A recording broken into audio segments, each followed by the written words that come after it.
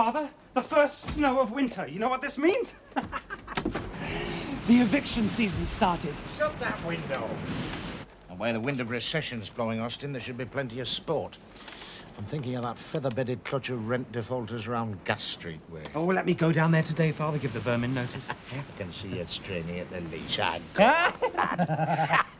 I would just the same at your age. I'll be down there with you, only I have designs to execute pertaining to the crutch works, as you know. Oh, the pace of progress, Father, it's dizzying. Just think, metal crutches, eh? Shame in a way. If I could have found a breed of woodworm as reliable as this newfangled metal fatigue, I'd have stuck with timber. Oh, that's just sentiment, Father. You and I are midwives to the birth of planned obsolescence. And it's high time we fired the old crutchwrights who, as you know, only work in wood. Son, you're talking of craftsmen of the finest water, men grown grey in my service. I shall never fire that. But, Father, it's madness is what you've always warned me against, enlightened capitalism. Calm yourself, Austin. All I said was I wouldn't be firing them. I'll get somebody else to do that. You mean? You let me do it? No, son. If I'm not mistaken, Jack Fairchild will soon be employing those men, and Jack Fairchild will have the doleful duty of dispensing with their services.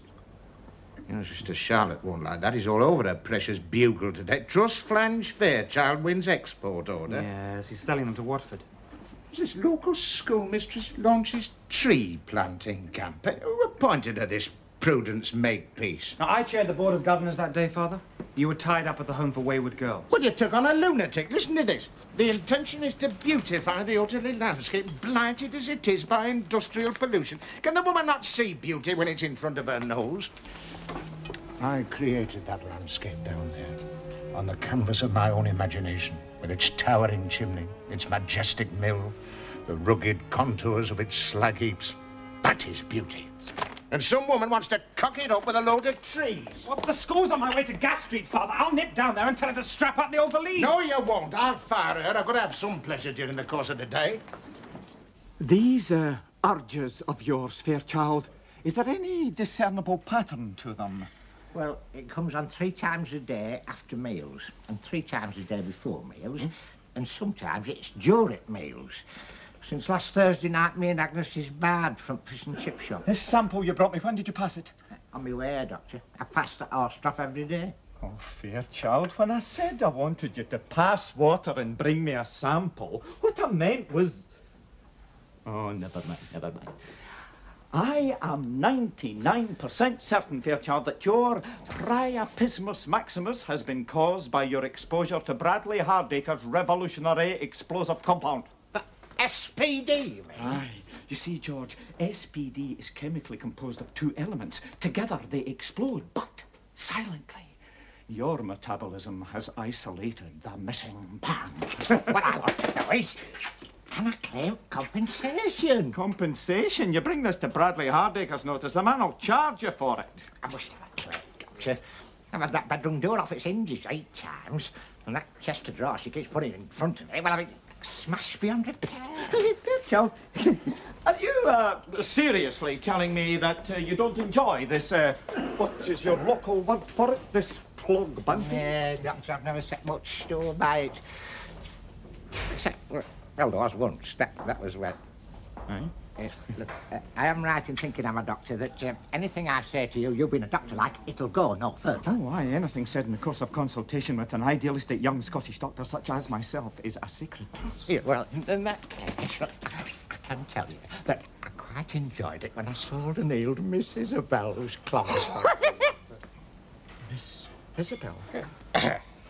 You have had carnal knowledge of Miss Isabel Hardacre! Keep your voice down, sacred trust, you friend. I've been on the wrong track all along. SPD's not an aphrodisiac, it's a hallucinogenic. Out! You and your wife have wasted enough of my valuable time!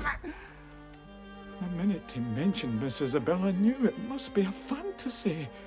She figures so prominently in my own. I'm going to ride him hard, so when I get back I shall want the sweat rubbed off with a stiff brush. Oh, and after that you can see to the horse. 160, 180, 200. Payment in full for your work on Big Tom. I'll be honest with you. I thought I'd be kept sweating for this. I was wrong about you. Oh, there's many are, lad. I'm like a piece of honest English oak, the grain straight and true. But what makes a rough bark that hides it? You'll not misjudge me twice if I put more work your way. The Hardacre Dauntless. Ah, lad. Crutch of the future will be made of that stuff. Want to turn out crutches for you? Well, I admit it's steady enough trade, but small time. 200,000 a year small time? You mean there's another war coming? And I could be in on it on ground floor. But I need capital premises. Call me impulsive if you like, but I've taken a fancy to you, Fairchild. If you like, you can take over the lease on my crutch works. You'd sell it? The crutch works on Stonehouse Moor? Well, if you're going to be turning out all my crutches for me, what do I need it for? We're talking about a lot of brass. Hey, lad, price will be right. And you can pay me when the profits start to flow. What'd you say? Done.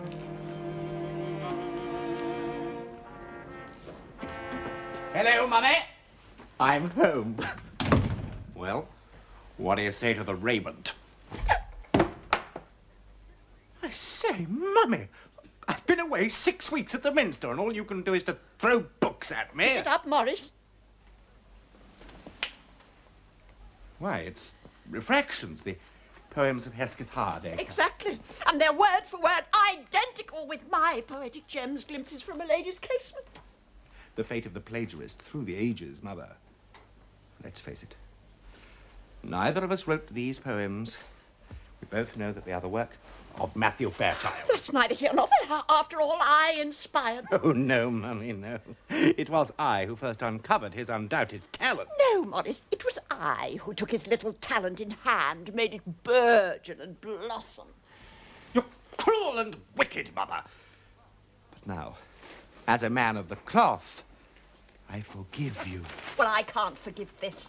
This review in today's paper by Peregrine Marchbank Smith. A review by Perry? How wonderful. Perry and his circle are the very spume on the crest of the new wave. He says, in Hesketh Hardacre, we are privileged to salute with awe and reverence the emergence of a major new talent, scintillating resonance, the glitter of his dexterity matched only by the coruscating effulgence of his metaphor. I told you he was perceptive. In contrast, how narrow and obscure must be the provincial casement through which a lady, no doubt of a certain age, has peered dimly, and oh, how diligently, her plodding metre, her baffled gropings towards a mere suburban sophistication. Aye, suburban!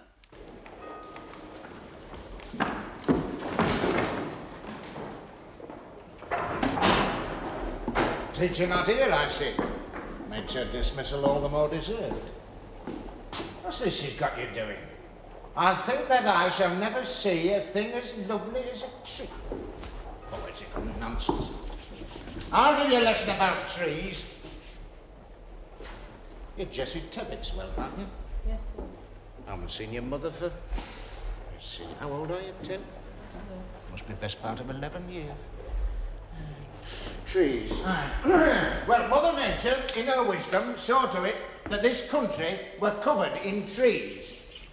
Going back a few years now, of course. This is well before the war. And them trees got crushed under the ground. What are they now? Coal. Coal.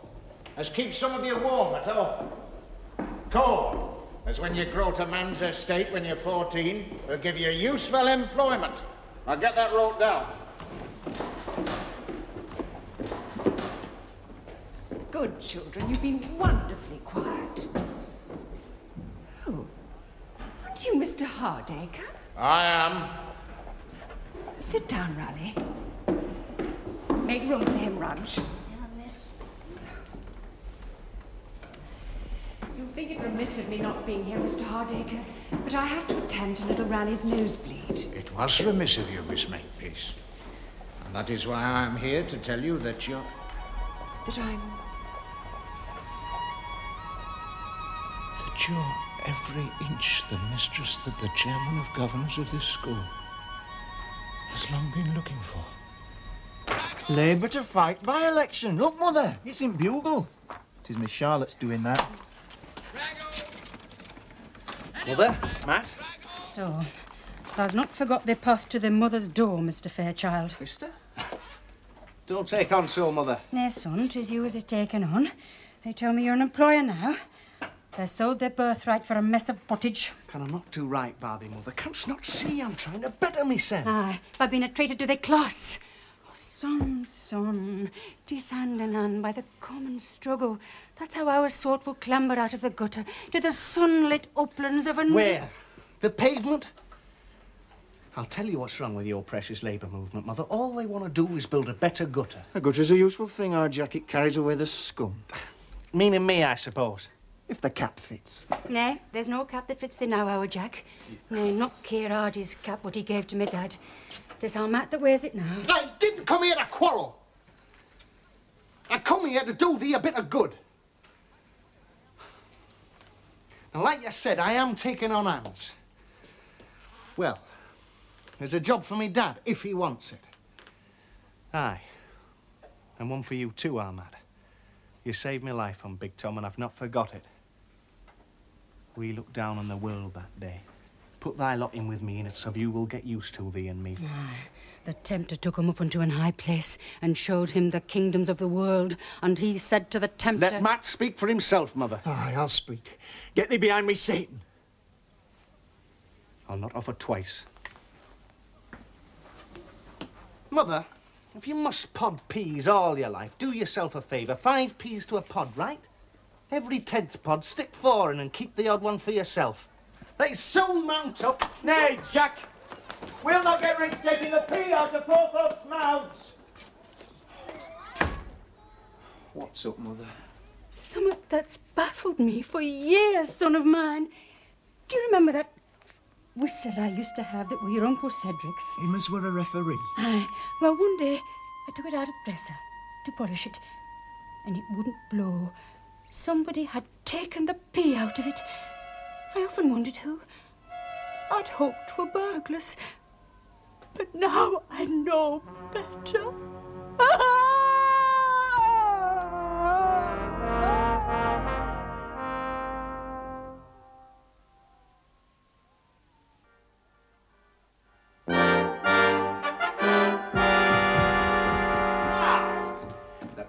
Of early morning prayers has been sadly neglected here at High Haddam Hall.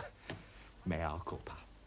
Starting tomorrow at 5 a.m. you will all assemble in the servants' hall for prayers and a reading from the grislier sections of the Old Testament.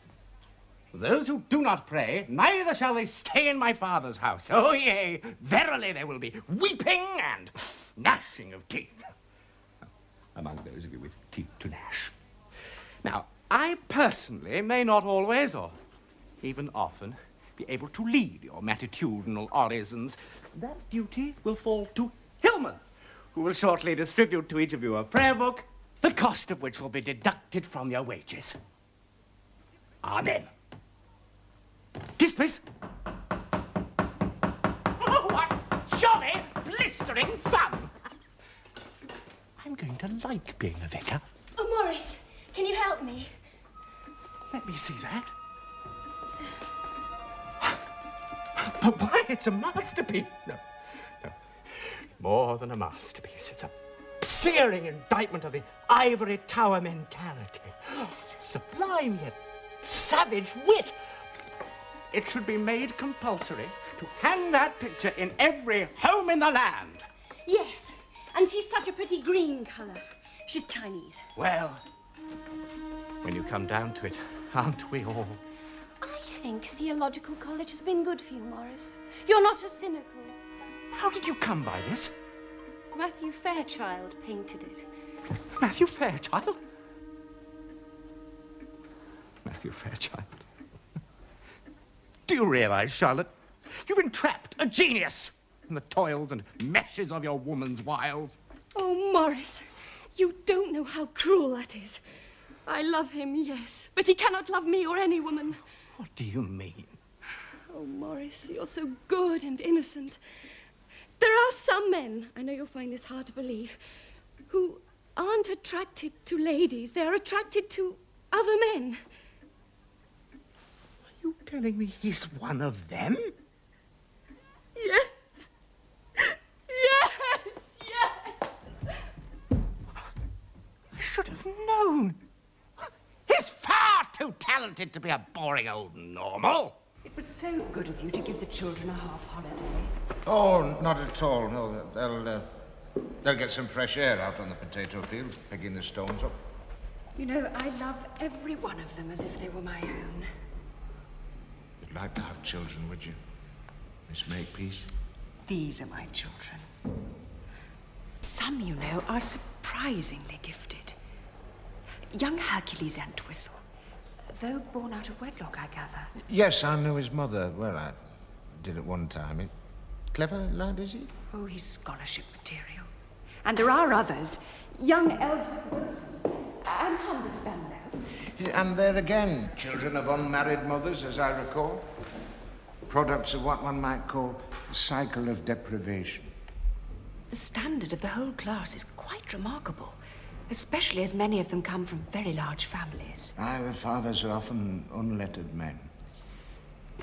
Miss Makepeace, I do hope that your post here at the Utterly Mixed Infants is not destined to be just the first of many glittering prizes. Oh, no, I feel so happy here, because I'm needed and so fulfilled. Is there nothing lacking that I perhaps could supply? Well, there is just one thing I find I'm missing, rather. Yes? You'll think me awfully self-indulgent, but I do miss having a really good piano. I have a grand piano up at the hall, a great big job, wonderful instrument.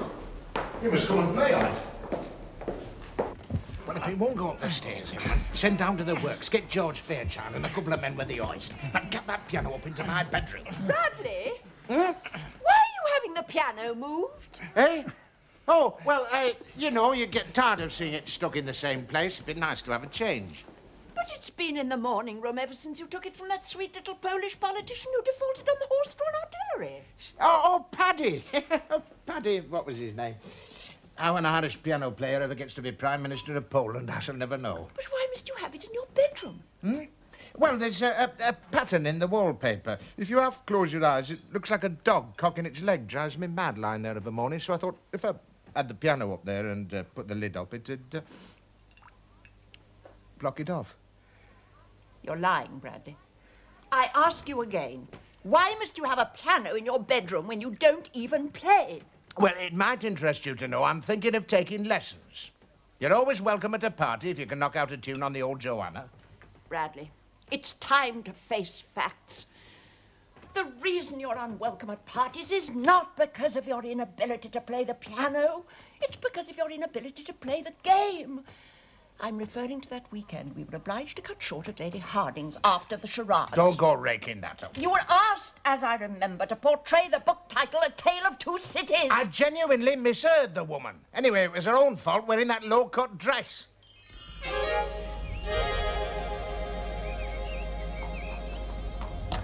Blankets and brushes, Melrose. We'll see to the horse first. Don't you think you're working him a bit hard? Some of us have rather more than we care to lose riding on him in the National. Mount fast, for one. You mean? Well, the word at the club is he's plunged heavily. Money he hasn't got, of course, and won't have until you two are spliced. When he marries me, he'll have more than he can handle. Looking ahead, old girl.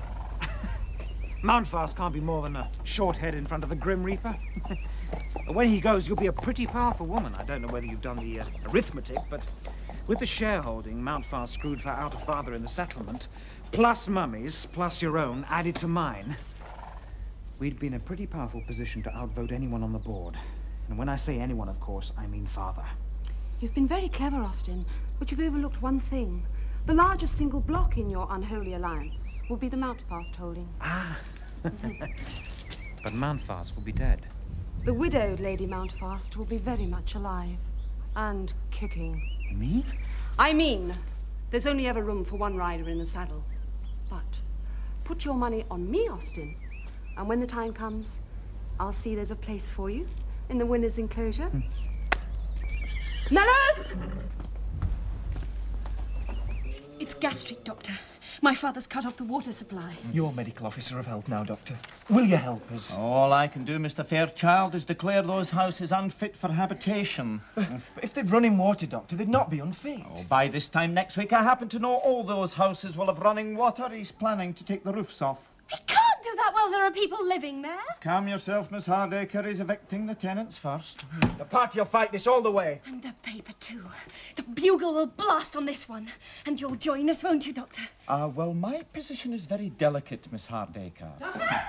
Doctor, you're wanted in casualty. There's been another man crushed by a falling piano. With an epidemic of falling pianos on my hands, I can hardly spare the time. You see how it is. Oh, yes, Doctor. I see how it is. You've sold out to my father like everyone else. Well, we will fight. Come on, Matt. Our plans must be well and truly laid. Well and truly laid? Oh, no. When the lights are low and... Job's a good, Mr. Hardacre. We got piano in through balcony window it finished. Yeah, mind you, there was some shenanigans till I got that job. There's 3 blokes at hospital. Sir butler chap of yours, Mr. Hillman, he ruptured himself. Well, he'll not be waiting on no more. George, you've known me all my life, isn't that right? Uh-huh. Since we were kids in the old cottage workhouse. Ah, yeah, what now? Cottage hospital. Yes. I often think of them days. Yeah. It's true what they say. Your workhouse days are the happiest days of your life. It was this Ollie that brought it all flooding back. 18 I were, and they were a lass. As high above me as I am above you. That's a long way, Mr. Haddon. A lass from the hall at Bishop's Tippings. Had no brass for flowers to take her, but I plucked a bough of holly from the finest tree in the old squire's wood. Scarlet with berries it were. And scarlet my hands with scratches as I bore it to her front door. I looked her father in the eye like a man, and I told him I'd no brass now, but I would have, and I wanted her. And did he say, "Hey, you're a lad of grit and metal," did he say, "Step in and meet the wife"? No. He laughed and summoned flunkies. They called me this and they called me that. They stuffed the holly down the front of my trousers and flung me in the stinking waters of the Hôtel. Come out. Down front of your trousers, Mr. Haddon. Humiliation like that, George. It scars a man. Whenever I think of a woman, them scars seem to swell and magnify. I swore then, George, I'd never expose myself to that ignominy again. Women, I'd use them, aye. But I'd never fall so low as to fall in love. Very wise, Mr. Hardacre. It only costs you money at long run. Love, George, is like a piano. I've often thought that, Mr. Hardacre. Oh, it can be grand in the corner of some noble mansion, or even an upright job against the wall in some humble dwelling. But when it falls on you from a great height, there's no resisting it. And that's what's happened to me, George. I've been struck down by the falling piano called love.